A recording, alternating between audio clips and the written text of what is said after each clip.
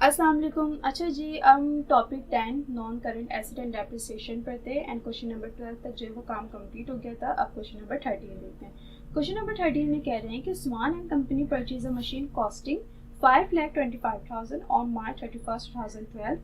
It was estimated to have a salvage value of rupees 1,25,000 and useful life 10 years। ठीक है, Usman and company ने machine को purchase किया जिसकी कॉस्टिंग है 5,25,000।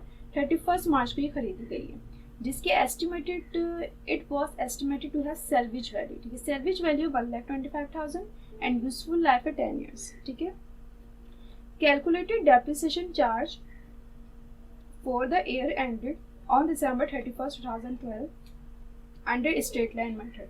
हमने डेप्रिसिएशन को चार्ज करना है अंडर स्ट्रेट लाइन मेथड 2012। सिर्फ 1 ईयर का हमें डेप्रिसिएशन एक्सपेंस कैलकुलेट करना है। सेकेंड में वो कह रहे हैं prepare adjusting entry to record depreciation as on December 31st 2012 under 12% diminishing balance method. देखें, पहली रिक्वायर्ड ये है कि डेप्रिसिएशन एक्सपेंस भी चार्ज करना है स्ट्रेट लाइन मेथड से सिर्फ 2012 का। ठीक है, आगे वो कह रहे हैं कि भाई एडजस्टिंग एंट्री हमें चाहिए, लेकिन किसमें? डिमिनिशिंग बैलेंस मेथड में। तो फिर हम क्या करेंगे भाई, पहले स्ट्रेट लाइन मेथड से डेप्रिसिएशन एक्सपेंस निकालेंगे, फिर हम डिमिनिशिंग बैलेंस मेथड से डेप्रिसिएशन एक्सपेंस निकालेंगे और फिर उसकी एडजस्टिंग एंट्री बनाएंगे। ठीक है, सबसे पहले आपने हेडिंग डाली by straight line method, compute annual depreciation expense.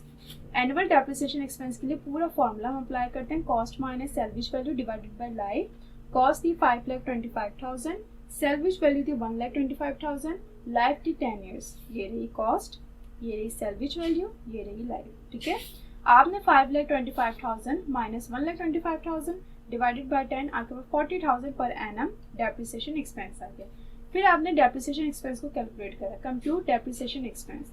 Date depreciation expense accumulated का आप कॉलम्स ड्रॉ करेंगे। ये मशीन जो है वो 31st मार्च को ली गई है, सो 31st मार्च 2012, 31st दिसंबर 2012। अब देखिए 31st मार्च को ली गई है, तो ये मंथ काउंट नहीं करेंगे, हम नेक्स्ट मंथ से करेंगे। तो मार्च के बाद आता है अप्रैल, तो अप्रैल, मई, जून, जुलाई, अगस्त, सितंबर, अक्टूबर, नवंबर, दिसंबर। तो 2012 में से ये 9 मंथ जो है वो यूज़ की गई है। तो हमने क्या कर भाई, पर एनम तो 40,000 का था, इसमें से हमें 9 मंथ्स का निकालना है। तो 40,000 मल्टीप्लाई बाय 9 डिवाइड बाय 12, 30,000 का डेप्रिसिएशन एक्सपेंस आ गया है और यही हम एक्यूमुलेटेड में लिख देंगे। स्ट्रेट लाइन मेथड से उन्होंने सिर्फ 2012 का ही हमें डेप्रिसिएशन एक्सपेंस कैलकुलेट करने के लिए कहा था। अब इसकी एडजस्टिंग एंट्री बनानी है? बिल्कुल नहीं बनानी। अब सेकंड रिक्वायर्ड पर आ जाते हैं। सेकंड रिक्वायर्ड में वो कह रहे हैं भाई एडजस्टिंग एंट्री बनानी है, लेकिन आपने उसमें रिकॉर्ड करना है डेप्रिसिएशन एक्सपेंस से, लेकिन जो डिमिनिशिंग बैलेंस मेथड से आप निकालेंगे।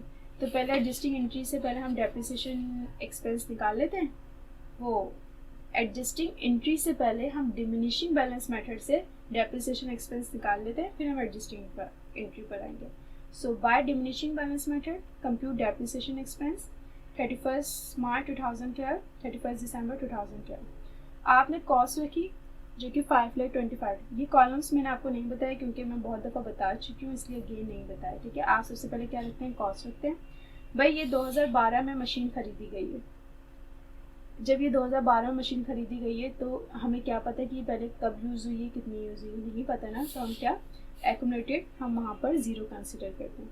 5,25,000 में से जब ज़ीरो जाएंगे तो वही अमाउंट आएगी। तो आप क्या करेंगे, 5,25,000 का आपने 12% लिया, फिर आप उसको मल्टीप्लाई कर देंगे 9 से, डिवाइड कर देंगे 12 से। क्यों मल्टीप्लाई करेंगे 9 से? क्योंकि मार्च को तो आप हटा दें, अप्रैल से दिसंबर तक जो है वो 9 मंथ्स हो रहे हैं, मतलब ये मशीन 9 मंथ जो है वो काम किया इस मशीन ने। तो इसलिए हम 5,25,000 को मल्टीप्लाई कर देंगे 12% से, फिर मल्टीप्लाई करेंगे 9 से, डिवाइड करेंगे 12 से। ये डेप्रिसिएशन एक्सपेंस आ जाएगा 47,250 रुपीज़ और यही एक्यूमुलेटेड आ जाएगा। यहाँ पे भी हम महीने इसलिए देखते हैं, मंथ्स को इसलिए देखा जाता है क्योंकि जो परसेंटेज अप्लाई होती है ना, ये पर एनम होती है, मतलब पूरे साल की होती है। तो आपने जब 5,25,000 का 12% दिया होगा ना, तो वो पूरे साल का है। तो जब ये मशीन पूरे साल यूज़ ही नहीं हुई है तो हम पूरे साल का डेप्रिसिएशन एक्सपेंस कैसे लिख देंगे? हम डेप्रिसिएशन एक्सपेंस उतने ही महीने का लिखते हैं जितने महीने ये मशीन यूज़ हुई है। ठीक है, अब आया हो गया आप लोग की बात समझ में, क्योंकि बहुत से बच्चों को जो है ना यहाँ पे कन्फ्यूजन होती है कि मिस हम यहाँ पर जो है ना मतलब मंथ्स को क्यों देखते हैं। भाई वो तो चले समझ में आता है कि ये तो पर एनम है, लेकिन यहाँ पे तो पर एनम की कोई बात ही नहीं होती। तो जैसे कि मैंने बैलेंस शीट वगैरह में भी आप लोगों को बताया था और अभी सिंगल एंट्री मैंने आप लोगों को समझा था, उसमें बताया था कि जो परसेंटेज डेप्रिसिएशन एक्सपेंस पर अप्लाई होती है ना, ये पूरे पूरे साल की होती है। और जब मशीन पूरे साल यूज़ ही नहीं की जाएगी तो हम पूरे साल का डेप्रिसिएशन एक्सपेंस भी नहीं लिख सकते।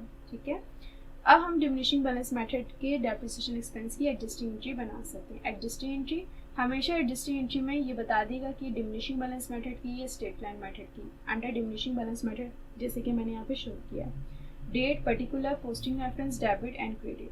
31 दिसंबर 2012 depreciation expense debit, allowance for depreciation credit, ये रहा 2012 का डेप्रिसिएशन एक्सपेंस 47,250 रुपीज़, जो कि यहाँ पे भी रिकॉर्ड करना है। ठीक है, to adjust depreciation expense. Question number 13 जो है वो बहुत ही इजी था। इसमें बस 2 मेथड से हमें डेप्रिसिएशन एक्सपेंस निकालना था और 1 मेथड की हमें एडजस्टिंग एंट्री बनानी थी। सो क्वेश्चन नंबर 13 भी आप लोग का कंप्लीट हो गया है।